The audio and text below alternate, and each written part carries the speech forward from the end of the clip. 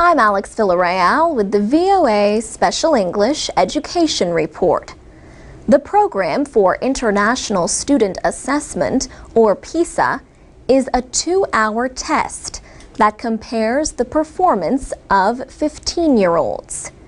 In the latest test, the countries with the best readers were South Korea and Finland. But students in Shanghai, China, scored the highest of all in reading, mathematics, and science. The next strongest results were in Hong Kong, Singapore, Canada, New Zealand, and Japan. In all, around 500,000 students in more than 70 economies took the test in 2009. The test has been given every 3 years since 2000. Shanghai took part for the first time in 2009. The Organization for Economic Cooperation and Development released the results.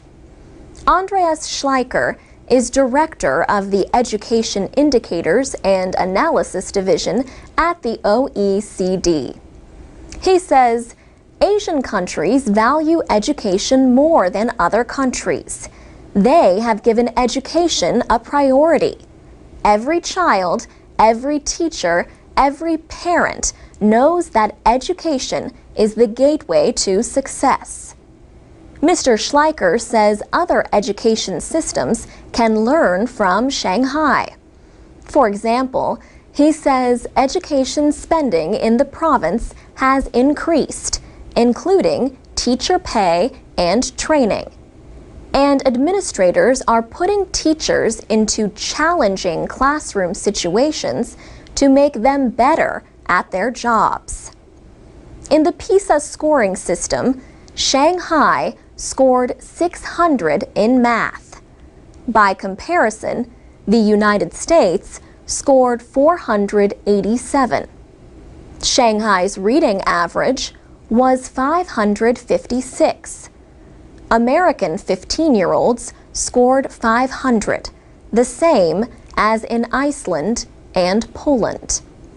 In science, Finland was second behind Shanghai. The United States was 23rd. Education Secretary Arne Duncan says the results show an urgent need for Americans to do more to remain competitive in the world economy. He points out that the United States has fallen from 1st to 9th place in college graduation rates because of gains by other countries. Mr. Schleicher says international testing experts have investigated and confirmed the Shanghai scores. He says the PISA results are not representative of all of China. But he also says they dispute the common belief that Chinese education is centered on repetition and memorization. 25% of the Shanghai students showed advanced thinking skills to solve difficult math problems. The OECD average was 3%. For VOA Special English, I'm Alex Villarreal. This is the VOA Special English Education Report. More than 600 delegates recently met in Burkina Faso to discuss education in Africa. The aim is to find ways to support economic growth by improving education and job training programs. The delegates included education ministers and representatives of civil society, business, labor, and youth groups. The meeting, held every 3 years, is known as the Triennial. Alan Biel-Kataria is Executive Secretary of the Association for the Development of Education in Africa. His group organized the week-long conference. He says there is a missing link between education and employment in Africa. For example, schools need to improve technical training for students who do not continue to secondary education. Mr. Biel Kataria says educational programs need to be reshaped to better fit the needs of employers. He says this is already happening in some countries, including Tunisia, where the association is based. For instance, where they have to train engineers, there is a lot of discussion between the schools and the companies in order to know the demands of the company, to take them into account in the curriculum and even in the management of the schools. In Mali, an association of artisans is working to improve the skills of mechanics, woodworkers, and tradesmen. That association has also helped workers and companies to win government contracts. Several West African countries are working together to develop a network of trade and vocational schools. The idea is based in part on a successful example developed by Nigeria. Mr. Biel Kataria says educators are working to connect government-run school systems with other groups that are helping educate students. These include non-governmental organizations, community literacy centers, and faith-based groups. Among these groups are Islamic schools, or madrasas, that are expanding what they teach. Another subject for the conference was peace education. The idea grew out of the violence in Kenya related to elections in 2007. The idea of peace education has since spread to countries including Rwanda, Somalia, Ivory Coast, Sierra Leone, and Liberia. New technology offers a way for Africans living elsewhere in the world, the African diaspora, to aid development in their home country. For example, a professor could use video conferencing to teach a class back home. For VOA Special English, I'm Alex Villarreal.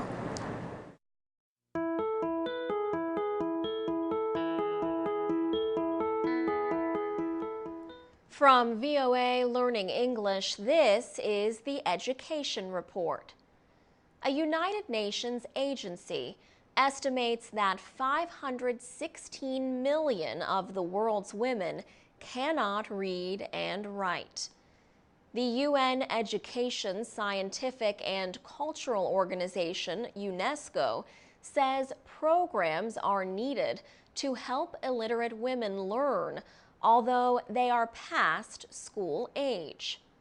Women make up 2/3 of all illiterate adults. The majority of these women live in West Africa. Many girls in that area never go to school.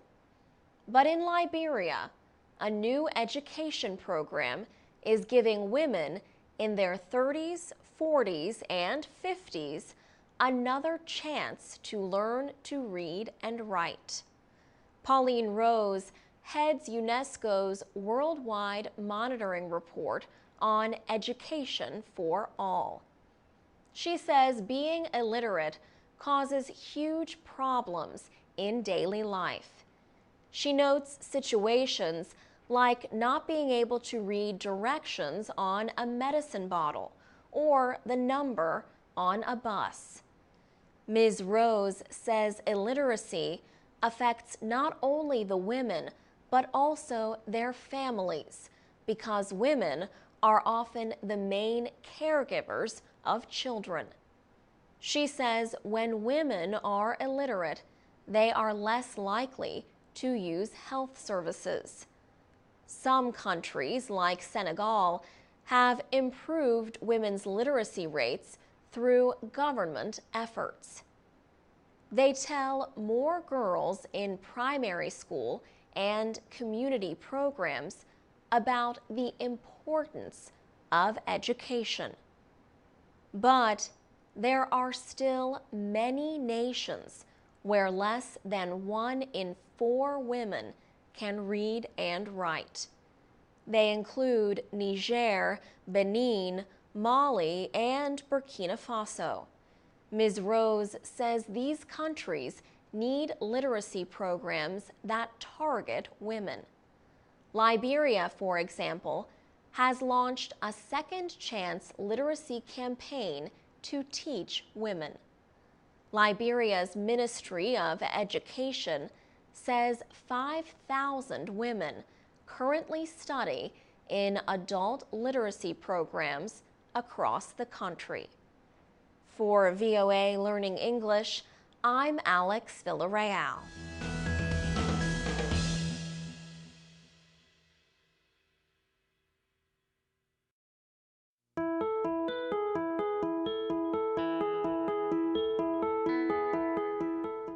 From VOA Learning English, this is the Education Report.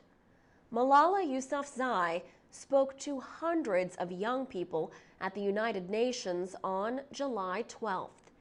It was her first public speech since last October, when the schoolgirl was shot in the head by Taliban gunmen in Pakistan. The UN speech continued her campaign to educate children. On the day she spoke, 2 groups announced that 57 million children around the world are not going to school. The 2 are Save the Children and UNESCO, the UN educational, scientific, and cultural organization. A little more than half of those who are not going to school are girls. In September of 2012, UN Secretary General Ban Ki-moon announced a program to get every boy and girl into school by 2015. Malala Yousafzai believes the goal is possible. In her words, 1 child, 1 teacher, 1 book, and 1 pen can change the world. Sheza Shahid is the executive director of a new program called the Malala Fund.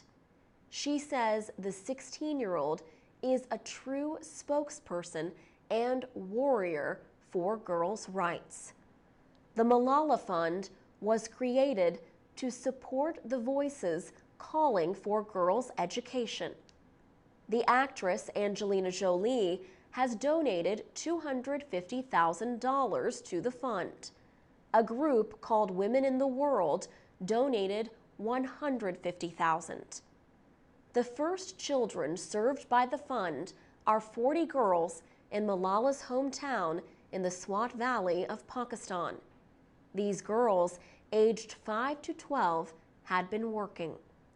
Sheza Shahid says the girls have now stopped working and are going to school.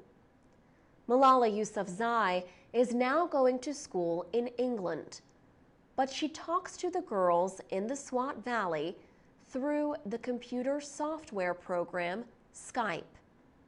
Girls are also urged to tell their own stories online at malalafund.org.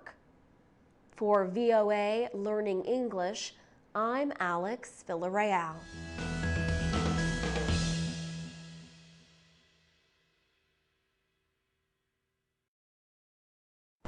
From VOA Learning English, this is the Education Report in Special English. Classes in science, technology, engineering, and math are known as STEM classes. Many professors continue to teach STEM classes the traditional way, by lecturing. But standing in front of the class and lecturing may not be the best way to teach today's students. That is what Kevin Egan says. He is with the University of California, Los Angeles. He also is co-author of a new study.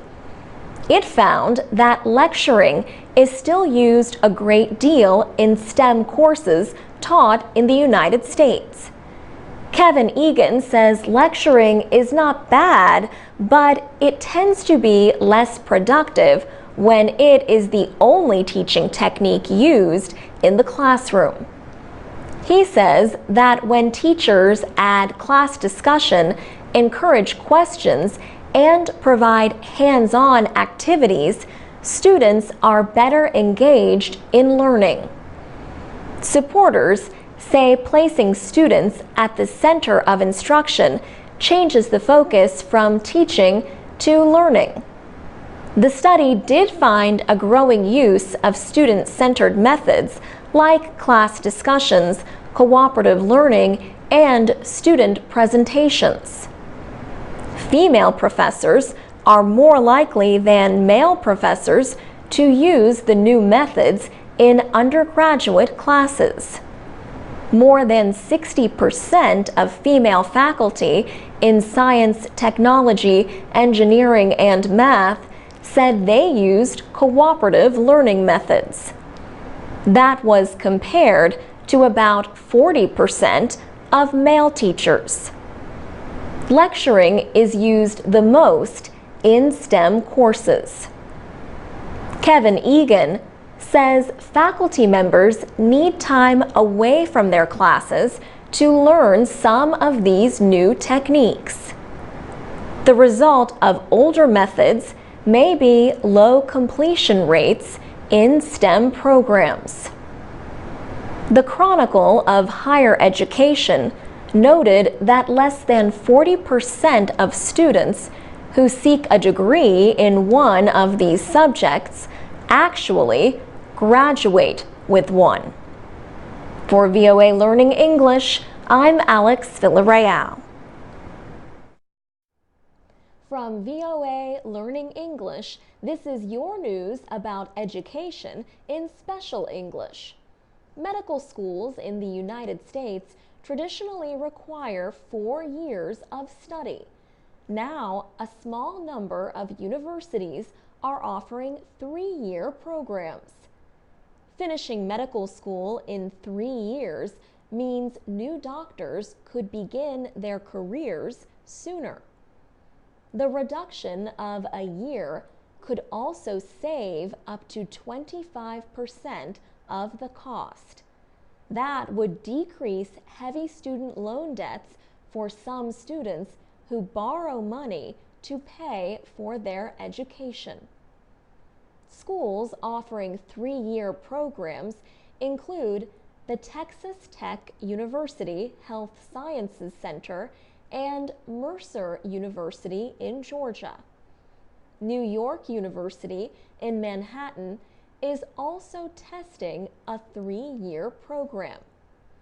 At NYU, 10% of the nearly 200 students who entered the School of Medicine last fall were chosen for the new program.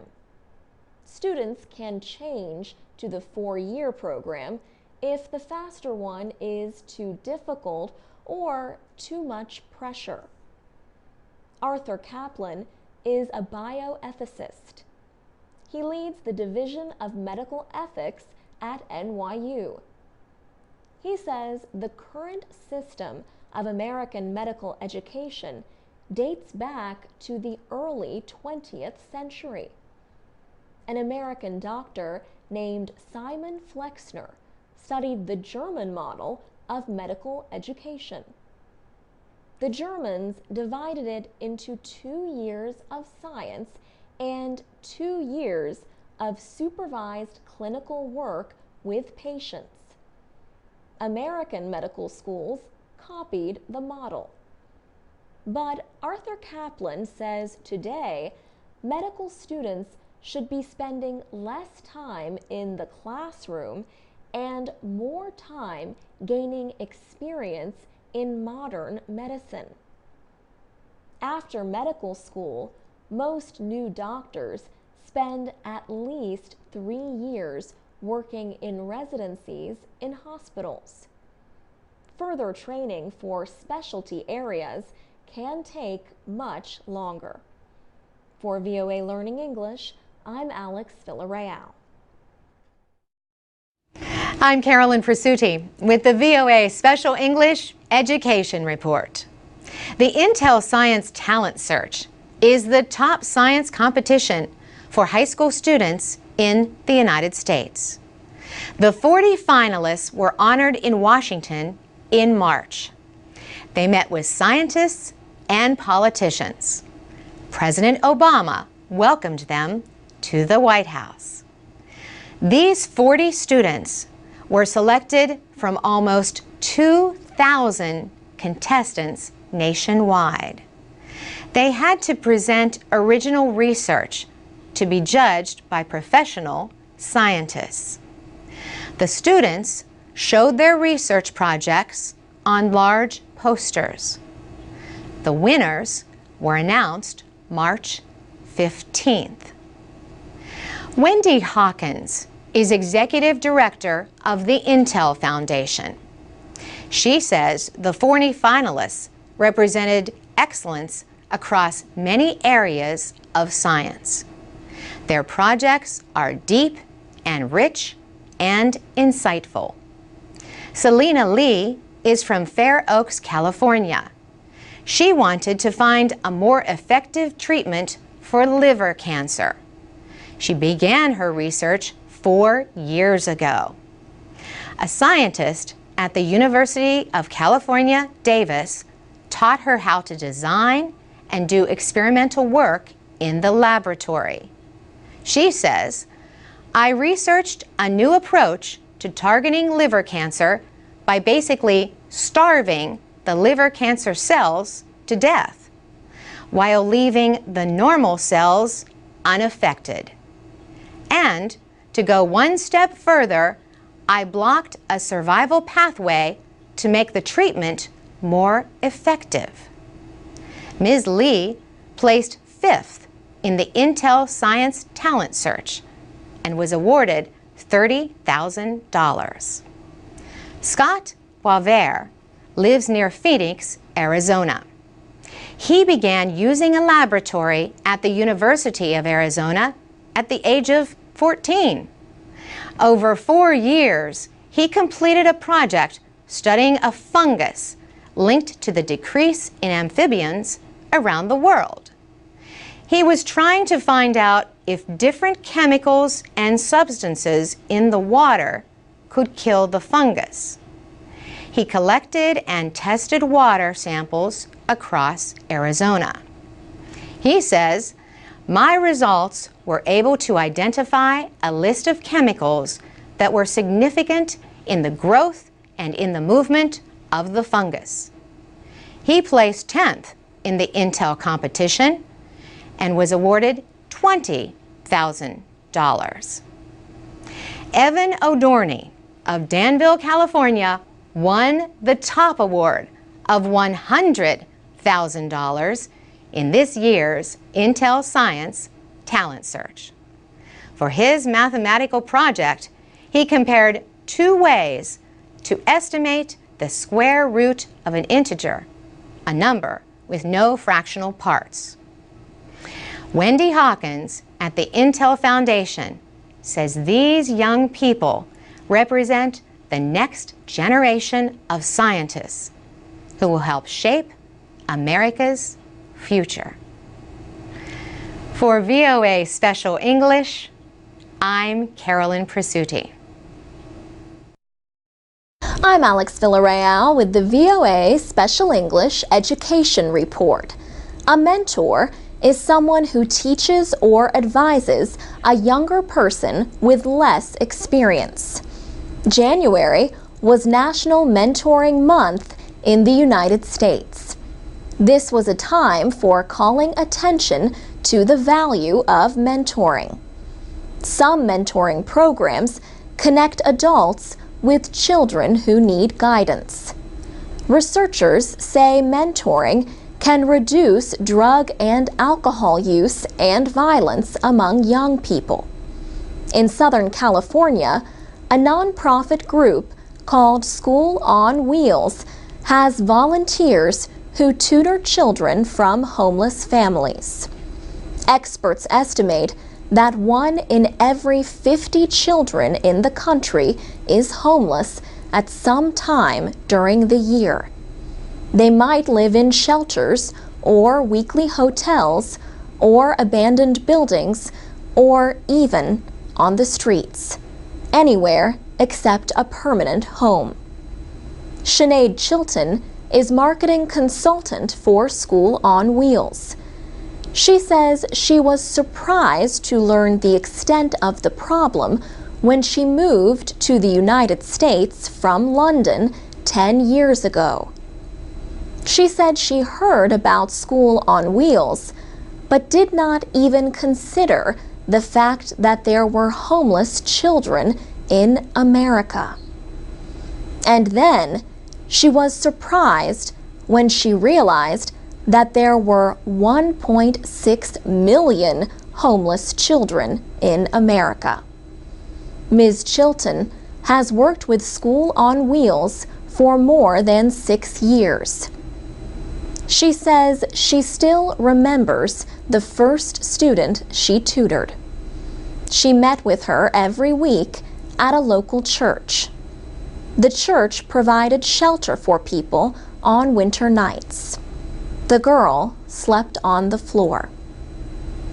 A retired teacher named Agnes Stevens started School on Wheels 8 years ago. She wanted to help homeless children stay in school. The group now has more than 1,000 volunteers. Each year, they tutor as many as 2,000 students. The group also provides services to other children, including backpacks and school supplies. Sinead Chilton says School on Wheels also helps parents to put their children in school and advises parents about the education system. The Harvard School of Public Health and the National Mentoring Project launched National Mentoring Month in 2002. Ms. Chilton says she hopes more people will volunteer to help children. She said it is important for people who want to make a difference in their community to look at where the needs are. And the most needy members of our community are homeless children. For VOA Special English, I'm Alex Villarreal.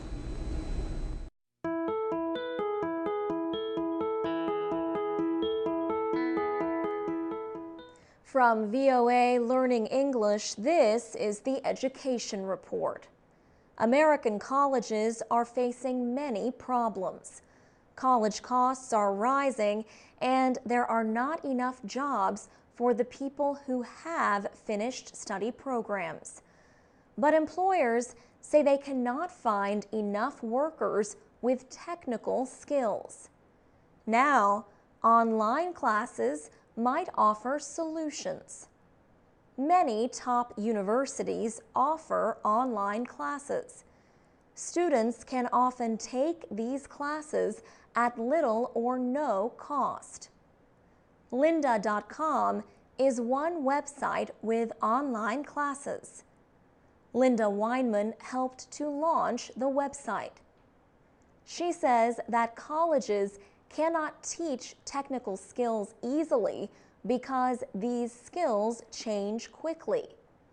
But it is easy for websites with online classes to keep up with new technology. Online classes offer different ways to learn. At most colleges, A professor gives a lecture and the students research and study alone. Students who take online classes listen to lectures at home, but they work with their professor on projects and homework. Experts say the growing number of online classes will have a major effect on colleges. Some say college classes in the future may be a mix of online lectures and professors helping students in person. Georgetown University labor economist Tony Carnevale says he would welcome these changes. He says a college education must lead to skills that employers need. He also notes that the college system needs to become more efficient. Chris Cullen is a college marketing expert. He says competition from online schools and concerns about costs will change universities. He says top universities with strong public images may expand in an online world, but less famous schools may struggle to interest students. For VOA Learning English, I'm Alex Villarreal.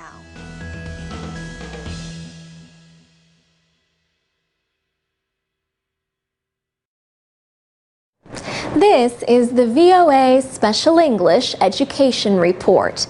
A study in Norway has found that students who stayed in school longer than others their age scored higher on intelligence tests. In the 1950s, the government began requiring students to attend school until the age of 16 instead of 14. Communities had almost 20 years to make the change. So some students went to school for 7 years, while others went for at least 9 years. This difference gave researchers the chance to see if the additional schooling had any effect on intellectual development. All young men in Norway must take a test of their cognitive ability at age 19 in preparation for required military service. This is commonly called an IQ or intelligence quotient test. University of Oslo researcher Taryn Ann Galloway says the young men who were basically forced to stay in school for 2 years longer actually did have higher IQs. So based on that, we were able to say that increasing compulsory schooling did actually have an effect on their cognitive abilities as measured at 19 years of age. An average IQ is 100. Most people score between 85 and 115. Ms. Galloway says students who attended school for 9 years scored 7 points higher than those who attended for 7 years. Those who went for 8 years scored about 4 points higher. The findings appear in the Proceedings of the National Academy of Sciences. Experts have long debated the extent to which we are born with intelligence or develop it influenced by environment and education. Another recent study in the journal Nature found that IQ scores can rise or fall during the teenage years.